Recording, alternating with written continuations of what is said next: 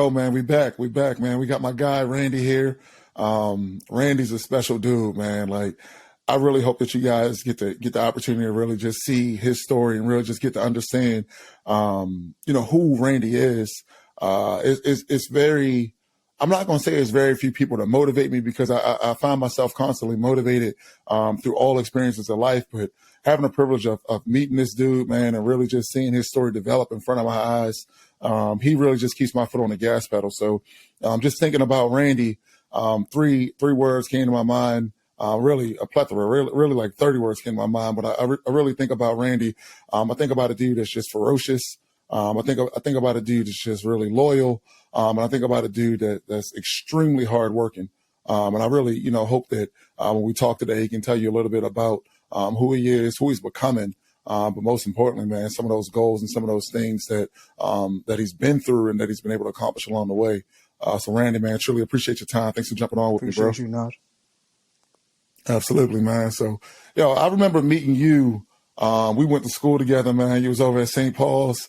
I see this dude, man. He's like, man, I'm a PG, man. I'm gonna run the show. You know what I'm saying? So, always, man, just always poised, always focused. You could always just see, the determination. So all of what you have going on today, man, it's no shock to me. But I'm really excited for you, man. Just to just keep growing and just to continually inspire all of us, day in, day out. I just think about seeing your Instagram post, man, seeing your Snapchat post. I'm really confused. I don't even know when you sleep, bro. Like, because I always see you, man. I'm like, this dude is leaving the gym. You're leaving the gym 1, 2 in the morning, then waking up at 4 a.m. First dude there, working out, guys, man. It's a pleasure to see, man. It's motivating. Every time I'm about to go to bed, I'm like, man, I'm going to bed. And then I see you putting in more work. I'm like, man, you know what? I got another hour. I'm like, man, I said, man, if he's still up and I'm on a different time zone, man, I have no choice but to keep going. So, man, truly, inspired by you, brother. So just tell me about you, man. So like when just thinking about, who you are today, but, most importantly, thinking about, some of the values that you stand on and that make you who you are, man. What are some of those values for you? I got you. First, before I answer that question, Nigel, you brought it up, so I gotta just remind you of the history. And I want to tell you how much you and Winfield mean to me. I don't know if you remember this story, but you remember this is one of our first encounters. You came to pick me up from the house one day. And we ended up taking me up to St. Paul's. I think we caught a flat though on my road. Remember that? We caught a flat. We caught a flat it was literally a minute out of leaving my house. Anyways, me, you, in particular, also Winfield and other guys that were at St. Paul's, we spent a lot of time together at that gym. And you asked me about my values and what I stand on. A lot of that was developed by the people I was around. You and Winfield in particular. I didn't know it at the time, like all the messages that you would emphasize and how important hard work was, how important like just being serious, taking every day as it's almost your last. I wasn't grasping that at the time. It really took me. No, honestly, it took the situation that occurred with my father with him being diagnosed with ALS to truly understand what you guys were saying, and then arriving at, the University of Kentucky, and then seeing all of that. Like, it's one thing.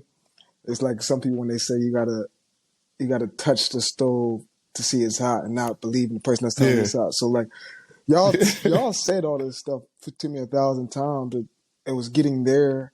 And being around those guys I was around my first year to truly see, this is what it takes. This is what they were saying. But, reversing back real quick, in terms of values, principles, the biggest thing for me is family, it's love, and it's the ability to persevere through whatever. I think life has kind of shown me that there's going to be good days, there's going to be bad days. And the counter argument to that is, well, what is good and what is bad? Like, right.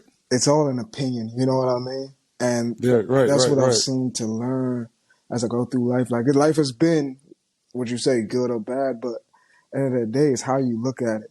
And there's been a lot of things that have been put as obstacles, some people would call it, in front of me, in front of my family. And once again, I'm gonna continue to shout my dad out because he's the one that's really shown me the way and put these values into me. How he approaches his situation with ALS, he's now going in April. It'll be 12 years of being diagnosed and fighting through it. It put a lot of things in perspective for me, and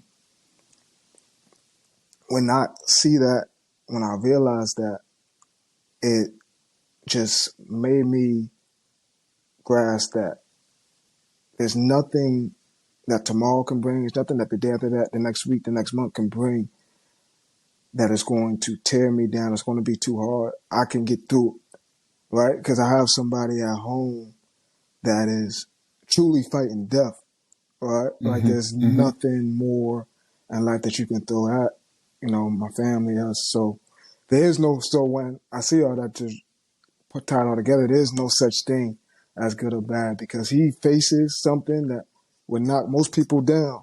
And how he uses it, how he views it is a challenge, it's an obstacle. I'm going to get through this. And I've truly taken that, that view and tried to implement in my life as much as possible. Whatever it is, we're going to get through it. And that's something me and my family have continued to do.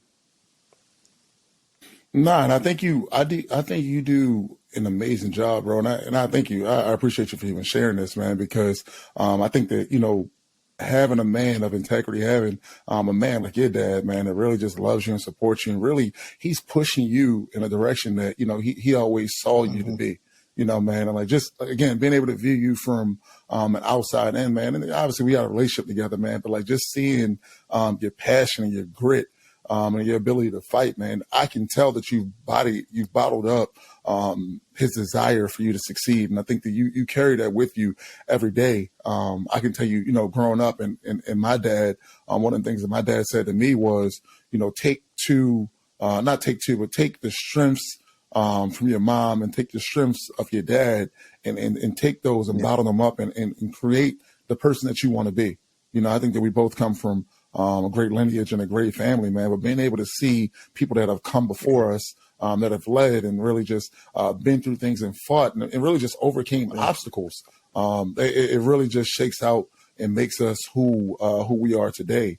So let's just go back to that moment, 10, 12 years ago, when you first got the news about your dad, and you just think about who you are and where you were.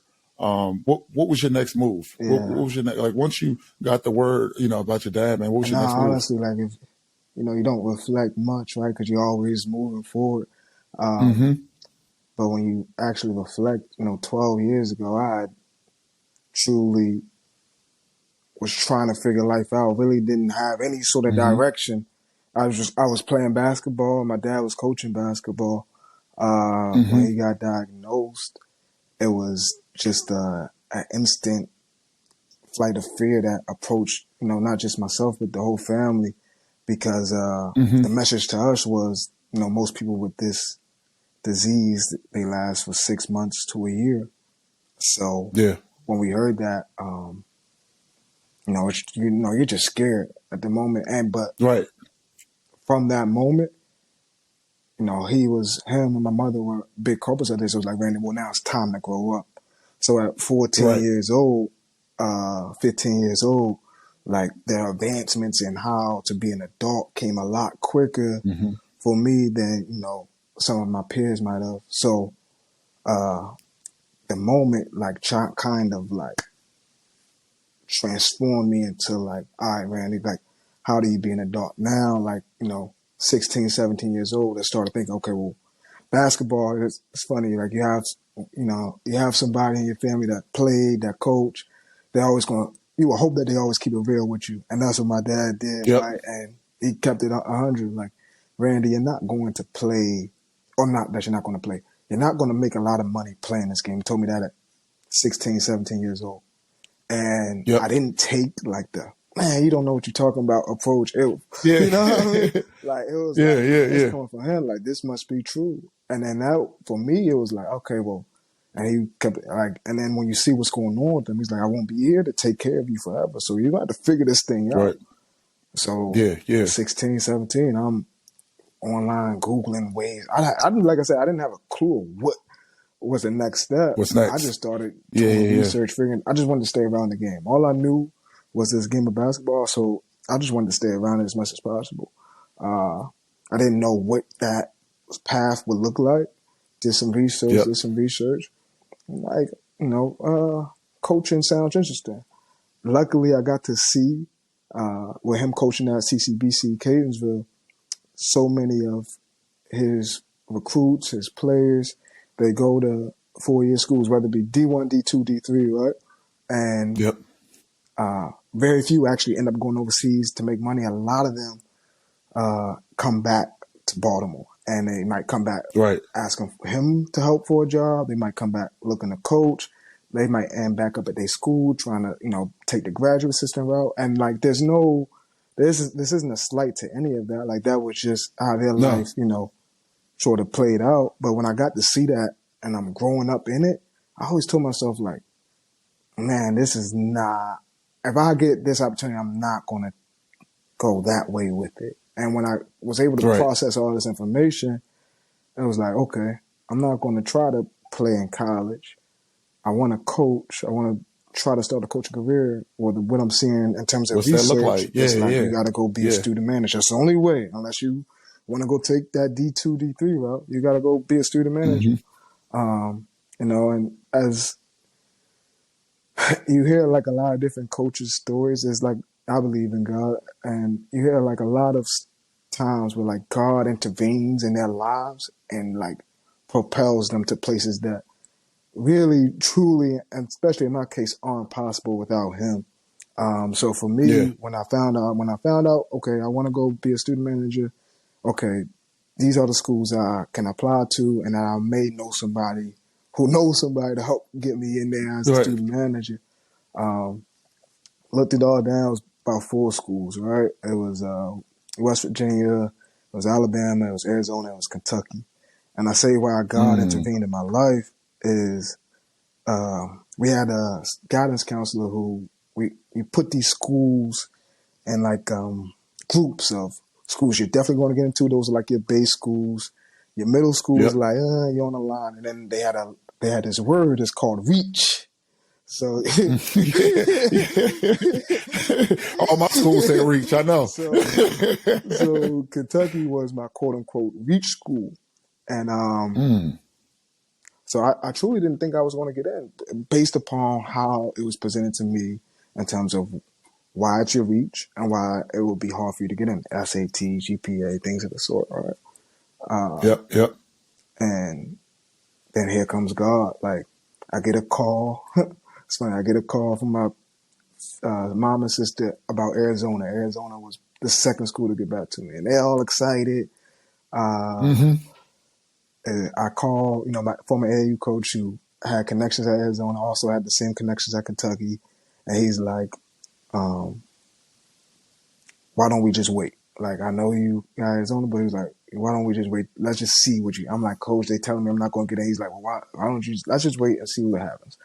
So, a week and a half later, maybe this moment I vividly remember. I'm in a locker room, me and all my teammates before we about to go on practice, and once again, mom and sister calls me, and they're like hysteric. There's 2 moments that I love and I appreciate so much, and I'll never forget. It was the moment I told my mom I got the job to go work for the Orlando Magic, and the moment they called me to tell me I got accepted to you'd have thought they got accepted into the University of Kentucky. Because that's basically how it felt, though. Like, because the moment's so crazy because my teammates, like, I'm on the phone, they can all hear them. And it's not on speaker. They can just hear that yelling, screaming. And they all looking like, what's going on? And I just remember, like, hanging up the phone. And I tell, like, my whole team, like, yo, I just got accepted to Kentucky.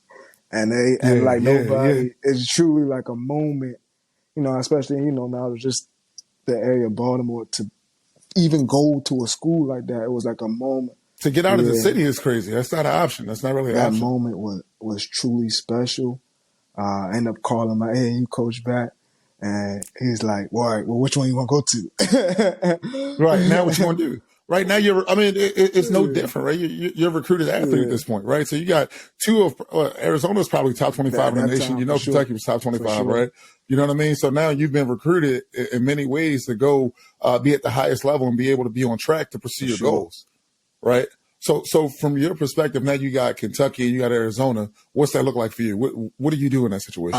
For me, it truly came down to Cal having they had that, it was like an ESPN documentary when they had the team. It was actually a Mm. team that went to NIT, but it was like a behind the scenes or whatever you want to call it.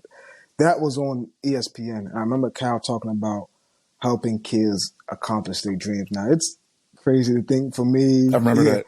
I remember that. there's a special Yeah, I scene remember that he that. has where he's Yeah, talking yeah, to yeah. the camera. He talks about helping kids accomplish their dreams, like helping them chasing their dreams with them. And when I heard that, it stuck with me. And it stuck with me so hard, so much that like once I was in the moment to choose, it was like, whoa, I'm gonna take that. I didn't know him personally at the time. I didn't know really anything about Kentucky at the time. Um, but I said I'm gonna take the chance that maybe, I know I'm not a player, but maybe he'll help me accomplish my dreams because I got some dreams as well that I Yeah, want yeah. to one day come true. And that was the different way. Like those words was why I said, all right, coach, if you can help me, I would like to go to the University of Kentucky. And from there it was a phone call. I worked the camp that summer before my freshman year. It was like the month of Hmm. June, I believe. I worked summer camp. Got on as a student manager, and then that I remember the first day of my first semester, get a call from um, Coach Smiley. Coach Smiley and Craig Lee, they both knew Kenny Payne. They saw Kenny Yep. Payne in Las Vegas for the AAU stuff when they were with Team Mello. They called Yeah. me to tell me, Randy, we talked to KP. He knows who you are. Make sure you go introduce yourself to him. I go into his office. He says, as I walk into his office, he says, I know who you are. Shakes my hand. I'm like, Yeah. pleasure to meet you. He's like, nah, like you family, you good. I tell him, hey man, anytime like you're going in the gym with guys, I don't know what all I'm gonna be able to do in terms of the role at the moment, but I would just love to be able to come in the gym and help rebound for whenever you come That's into right. the Yeah. gym. It's crazy how life works. That night, he texts me, Randy, can you come in the gym at this time? The guys in the gym tonight, Charles Matthews, Skylar Bissiere, Jamal Murray. Hmm. As I walk into the Hmm. gym, Charles Matthews is already there. KP is at the scores table. He says, Charles Matthews, this is Randy Gregory, this is family. And from that point on, Kenny Payne had treated me like a second son. And Wow. nothing that has played out in my life that has transpired in these last, man, I'm getting old. Kentucky, my first year at Kentucky was 8 years ago. Nothing that transpired Yeah. in these last 8 years would have been possible without Kenny Payne, because he took me under his wing and truly showed me how to forget being a coach. He truly showed me how to be Right. a correct person, a great person in this business, coach, player development person, second. That's big. That's big. So you really found yourself in a position where your life was changing right before your eyes, right? And I think that like if we just backtrack for about 10 seconds, basically what you said is you got some news where you had to become a man a lot faster than you planned on being a man. And you had to start figuring out life. So many times when athletes, and I want y'all to know, man, Randy could play, right? So I know you're talking about the other side of the game, but Randy could play. So now the ball is no longer bouncing. He has to figure out, how do I get to achieve my goals? How do I get to the highest level possible? And what he did was he bet on himself. He came down to two options, right? He was told that, his top option may not work. And he transitioned completely into being one of the lead managers at Kentucky. So when you look at getting that role and being able to work with KP, how hard was it for you to be able to make that transition and figure out what guys need? Was it availability? Was it being able to really entrench yourself into the knowledge of the game? Was it watching workouts? Was it just understanding where guys are weak in the game? What was that journey for you? The transition from playing and not playing, I'll answer that one first. That transition wasn't as hard for me as like so, because I told people always, that was a question people like to ask, and I was like, I just always loved the game, like playing, because my dad coached, so like I played, and then I would come to his practice. We had practice, and then I would go to his game. Like that was our type of relationship. So I grew up playing, but I also grew up like we used to go to jamborees, high school That's tournaments. big, yeah. I needed was a hot dog and some Skittles, and I could be in the gym all day. All day, we there. So the transition from taking that step back from I'm not playing basketball anymore was actually like as smooth as could be in terms of my mental transferring over to like now it's time to be a servant. Also, not something that was like this tough or like there wasn't a lot of friction with that with me either in terms of my inner being because truly I knew how much it meant to my family. So it wasn't really even about me in the moment. Like, so the things I had to do, my first year I had to wash towels, fold towels. I had to wash loops, pick up spandex, put them on loops, clean the floors when dudes. I had to do all of that. Fill up water bottles, take the trash out, fill up the Gatorade coolers, all those things, all the little things. And that's like a huge, in terms of your point now, that's a huge difference from just playing basketball and you watching people do those things, right? You don't even think about that stuff. Yeah, you don't even think about it. But for me, like it wasn't, I didn't have a lot of friction within myself because even when I was late at night, when I was doing those things, I just always reminded myself like of what this and what you said, just getting out of the city. I know what this means to my family, my closest friends. It wasn't even about me in that moment. And then in terms of the basketball mind, that took a second. Like, and it was it took a second, but there was a beauty within that. I don't know how much people like truly grasp. Like, there's a beauty in just being where you are, right? Like, just being in that moment. Oh yeah. And so, like, my availability and all that. Like, it was one time that Kenny Payne texted me at night. And I think I had a test or something. I texted him back, like, I won't be able to make it into the gym at night. In my freshman year, one time. From that moment, I put his ringer as alarm, his text tone as alarm, and I told myself there will never be another moment where KP or Tyler Eulis or whoever it is texts me, calls me and says they want to come in the gym and I won't be there. There's nothing else that's more important than this right here. Nothing else. That's all. You know what I mean? And that's like my village. So I got to be in the moment. I got to come in the gym almost every night and watch Kenny Payne work out. That first year it was Tyler, it was Isaiah Briscoe, it was Charles Matthews, it was Skylar Bissiere, it was Alex Poitras, it was Jamal Murray. And then obviously the list goes on. I'm trying to remember all these guys. The list goes on and on year by year. You talking about lottery guys, lottery. So especially for those first, like the next year was Fox, Monk, Bam, and all those dudes. And you got to just those first 2 years in particular, you got to just sit, watch, learn. Sit, watch, learn. Then my second year, I was able to travel with the team. You get to see what it's like to be behind the bench. So now you're not, some games behind the bench, some games on the bench, but you're in those huddles, you're in those timeout huddles, right? And you're just watching, learning. And there's pressure on Kentucky, but nobody's looking at you, right? So without any pressure, you're getting to learn from some of the best people in this game of basketball as coaches and as, men meant to help younger kids grow and teaching them how to grow.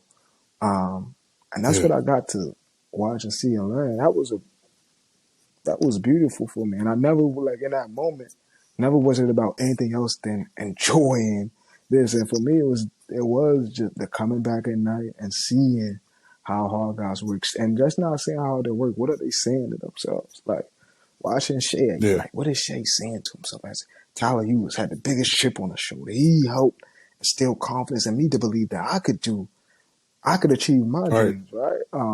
Watching how hard Bam works. Why does Bam work so hard to help make sure his Yeah. family, right, never has to go through what they've been through in life, and they never will touch that moment again. And like when you see all of that every day, every night, the only thing it does is instill it into yourself, in my opinion. Like it instills Right. all these things that you're watching take place into you, all these values, all these attributes as people first into yourself. And it was like one of the greatest things I could ever do, which is be there, be in the moment, enjoy every piece Yeah. of it, because it truly helped make me and ground me into the person I am today. Man, that's incredible, man. Like it's heartfelt to see how much you have an appreciation for the art of excellence. You know what I mean? Like, and that's really what it is, right? Like your art is basketball, but being able to just see the intricacies and the moving parts of the game and understanding like why people do what they do, why they wake up, why they go in the gym so much, why they can't get out the gym, and seeing that the ability for you to accomplish your goals is literally right here in your face. And are you willing to do what it takes in order to succeed at your level and then the next level, which brings me to where you're at today, man. So you're at the Orlando Magic. What was that process like, even transitioning from Kentucky over to the Orlando Magic? That process. That was, you talk about moments in life, right? Like that was one of those moments where the uncertainty crept in again. It was sort of like, 6 years before in high school, uncertainty. You don't know how things are going to go and which way they're going to go. So, to rewind, like, was at Kentucky. Those next 2 years after my freshman and sophomore year, was able to do, after I built a trust with KP, was able to do a lot more things personally on the floor, helping those guys on the latter part of my junior and senior year, which truly helped me feel more comfortable as, like, I guess you could say, a player development coach. I say all that to say, as I go into my senior year, I once again, right, like you watch, like like that's what I say back in high school. Like I watched, and you do your research on people that are in my position. Well, what do they do next? How do they do it? Where do they go out? And I'm like, okay, I'm calculating. I'm seeing what's going on. I'm seeing routes people are taking.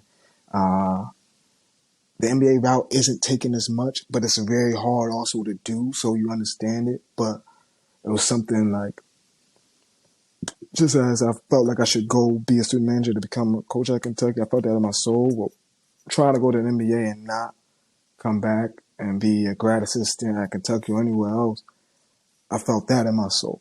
And it was me saying, I want to go try this thing, knowing it's going to be extremely hard to do. So I graduate. I thought I was going to be able to. So before graduation, that whole month, it might be 12 NBA teams I was talking to. Which is insane. But it's just That's back and crazy. forth. And then I thought something might have happened after graduation. It didn't. And now uncertainty creeps.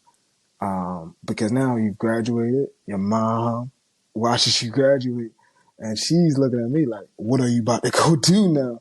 What's next? What's next? Yeah. And you're trying to tell her, like right now, most people, it's like summer league, wait till summer league. So I'm trying to tell her that I need to wait to go to summer league to try to meet, you know what I mean? And she's like, but nobody's taken this path before. So how can anybody from where we from conceptualize that this makes sense? You graduated, go get a job. What are you talking about? Go get a job. You got your degree. Go get a job. And I was blessed to have the security blanket of coming back to Kentucky. I had that opportunity to come back as grad assistant. Like they kept it there. They allowed. They said, or coach said, Randy, you can come back. You can be here.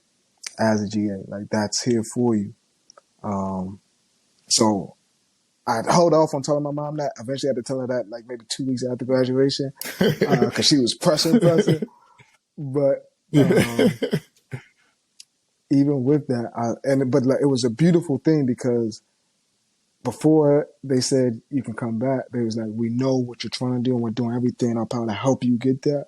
But if that doesn't work, you still have home to come back to, which was great. But it was still like, man, this is what I want to do. And there was all this uncertainty with it. So I went, it's funny, we're in San Francisco now. I was actually in over there by Stanford with Reed Travis, who was, he was a Stanford grad and did his grad transfer here at Kentucky, working him out pre-draft. We did maybe 2-3 weeks out there, went to Minnesota, and I came back to Kentucky. In that time frame, talking to different teams. After every team that I talked to, I call Kenny Payne. Like, and this is just, why he's so important to me. Every day, calling him, any time of day, if he doesn't pick up, he calls me back, just sort of helping me go through this process. And I'm all frantic. I'm all,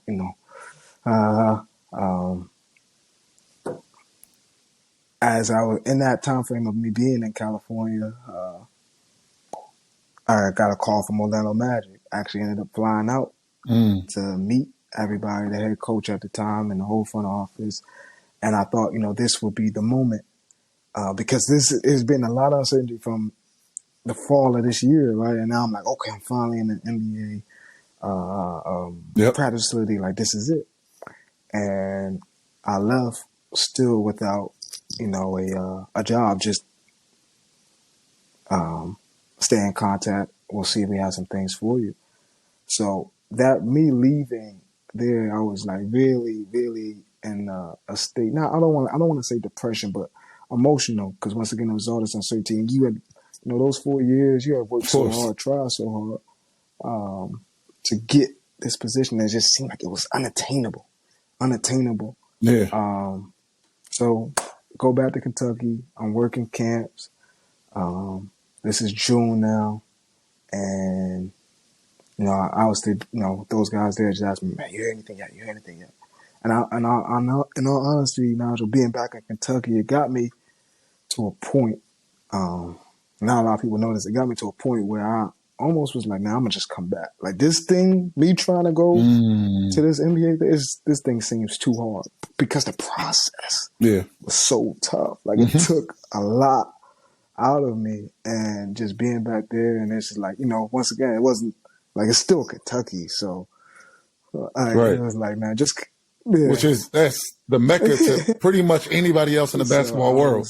I got to a point emotionally where I wanted to give in and say, just come back. And it's crazy.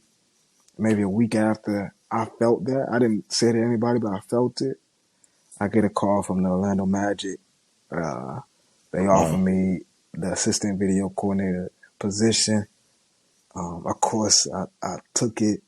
I remember the first person they called me actually while we were doing a satellite camp in a different part of Kentucky. So I had to step outside the building. Obviously, the first person I saw once I stepped back inside the building was Kenny Payne. And he is like, he smiled and looked at me like he knew all along. So I'm going through this roller coaster, and he was smiling and grinning at me like, yo, I knew all. Like, everybody was just so proud, so happy. Kyle was there as well. Like, I just remember, like, that moment was special for me because I remember when I first got to Kentucky, and I told you, like, I worked those camps. When I first got there, I just wanted, like, you have dreams, you have aspirations, but the thing that was at the top of my list was like their acceptance. Them, Kyle, KP, that coaching staff bringing me in, treating me as family. Like, those hugs where they bring you in like this. That's all I wanted, right? And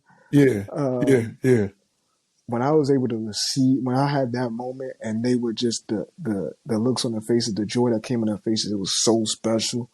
Like, I can never forget that.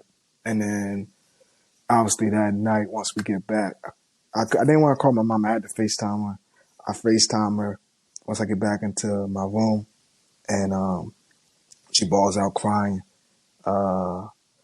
She's standing up and ends up on the floor. it was truly like a special moment. I always told myself, like, I hope one day I can be like what Kenny Payne was to me and help somebody else, Yeah, another kid, have that moment for his family.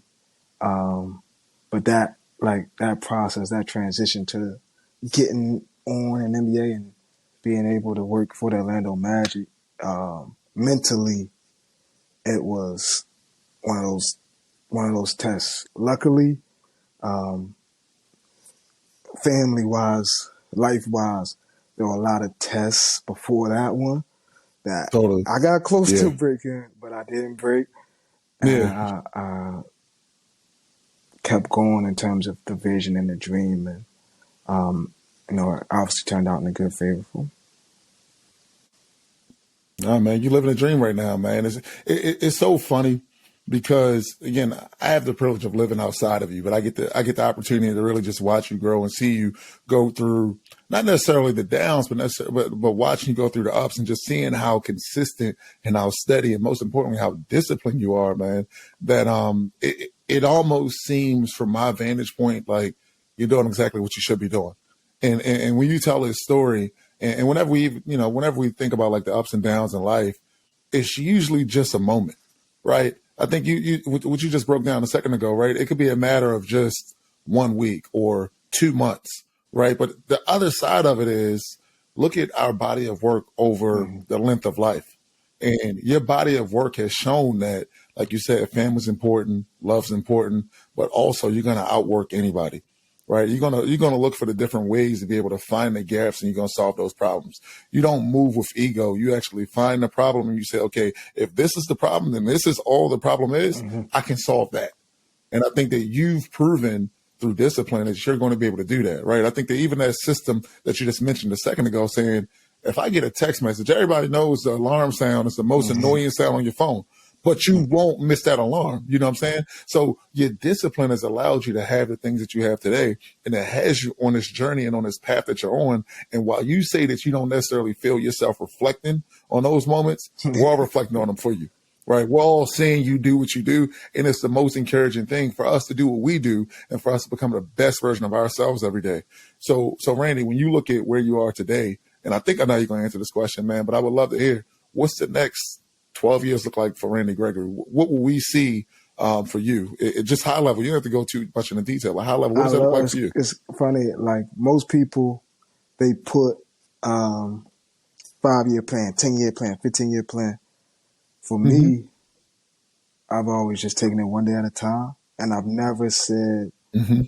I think that's what's caused people the most, like, just now. I don't want to say pain, but disappointment. Is when they say Mm-hmm. in 5 years I'm gonna be here and they're not there. So I never believed in putting those Mm-hmm. because you just don't know, like, and how I've been able to go through life. Like, you just don't know how this stuff is gonna go. Yeah. My Yeah. goals and Yeah. my ambition is, you know, with time, whatever that time is to one day become a head coach.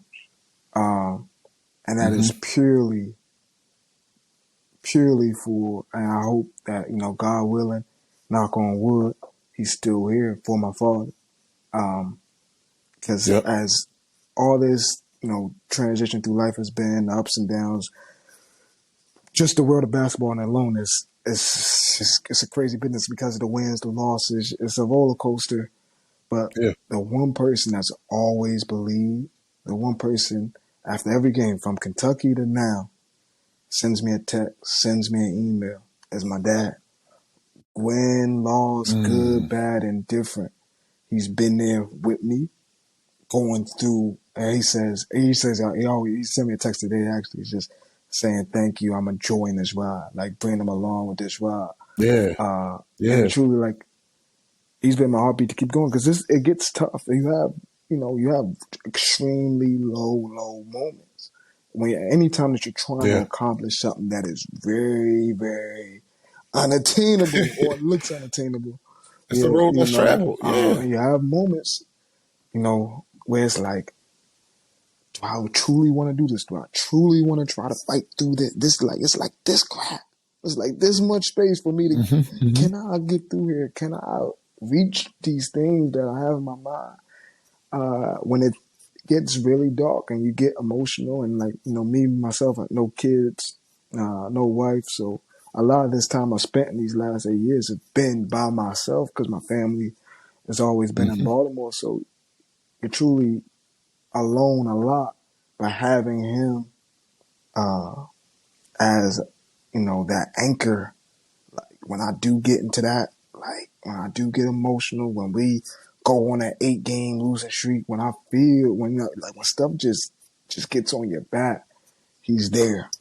Like he's there, Yeah. and it's the text, it's the emails. So you hope, whatever the time frame is, I don't know if it's 10, 12, 20, but one day, because this was always his dream first, he just happened, life just transformed for him in a way where he was the highest, whatever that means to the basketball world, the highest level he got to was community college. But he wanted Division I major school like in Kentucky. He wanted to see what the NBA was like. Those were his dreams. He was before me, So if I can, Right. Yeah. one day ever get to that point, um, that alone, and forget money, like that alone will provide so much peace and happiness that like you feel like, I don't know if life is a game or a course. I don't know if it's something you can accomplish or Yeah. win.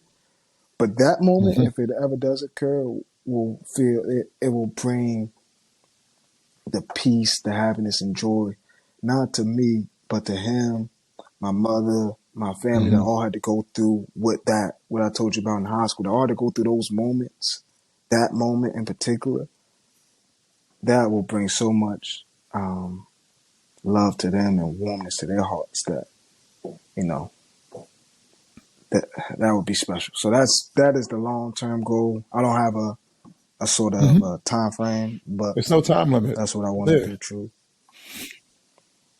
Yeah. It's no secret why you are who you are, and having the experience of talking to so many different people and really being able to just learn from people, man. This conversation with you, it's really second to none, and it really resonates because it's no different than the conversations that I've been having with Mm-hmm. Troy, as you know, and Winfield, as you know.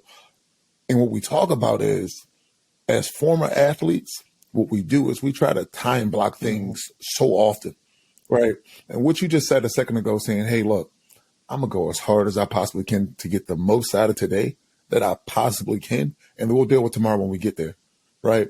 I know what the goals are, right? So if the goal is to win the championship, we know that the championship Mm-hmm. isn't won in June. The championship is won Yeah. probably Yeah. June's way before the Yeah. June that you actually win it, right? So what you just said is, as an athlete's mentality, we get so fixated on saying, "Hey, it's the off season right now. I'm a 32 from three. Yeah. I'm gonna be at 36 next year. I'm gonna be at 40 next year, right?" So I give myself a time window of 2.5 months to be able to raise my shooting percentage 8%. But in reality is, if I can go from a 32 to a 34, I got better. If I can go from a 34 to a 35 and I can get up to 37, I got better. And what you're saying is, it doesn't matter. And one of my best friends out here in LA, man, it lays on my heart because what he says is, bro, this ain't college. We don't have 4 years. This ain't freshman year, sophomore year, junior year, senior year. Like, We yeah. dedicated our life to this. Yeah. So the goal is the goal. The goal is, it doesn't matter if it takes 20 years to get the goal. The fact of the matter is, can I be better today than I was yesterday, than I was last year? And as long as I'm doing that, I'm on track. I'm on a path. Yeah. It's going to be a roller coaster, Yeah. but I'm Oh going to no. hit my goals. And I Oh love no. that about you, bro. I love your discipline, bro. I'm telling you, 100% inspired me. I can't thank you enough for this conversation, man. This has been amazing. I look forward to just, man, really just being a part of the journey, man, whether that's, intimately and communicating with you more, or really just sitting on the sidelines, man, just watching you be you, man. Keep doing you. I love it, man. It's really inspiring to see. So proud of you, bro. And I really believe the sky's the limit, bro. Appreciate you, bro. And Definitely I gotta appreciate you. once again, I gotta say thank you to you and Win.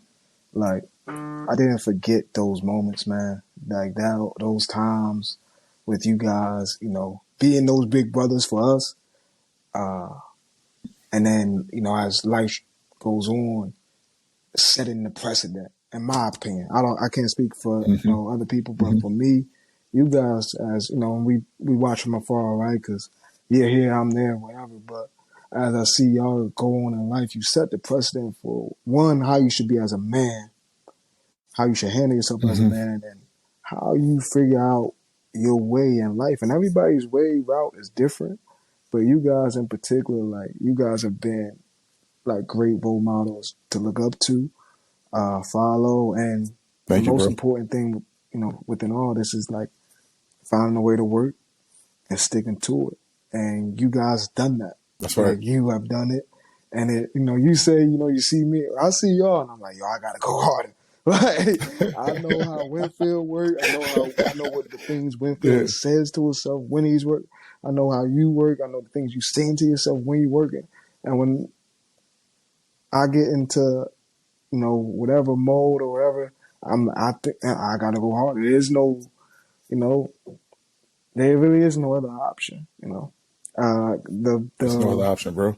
The best KP quote I have is you have to work like your life depends on it, and then he would finish it saying because it does, and that's the approach that I just try to take. And you guys were a huge part of, or still not was, you guys are a huge part of everything I do in terms of me myself as a man, getting older, and find a way to work and be consistent, have a sustainable way about my life. Man, we love you and we appreciate you, bro. You're doing it, man. Couldn't be more proud of anybody in this world, man. Keep going. Glad you did this, man. Thank you so much.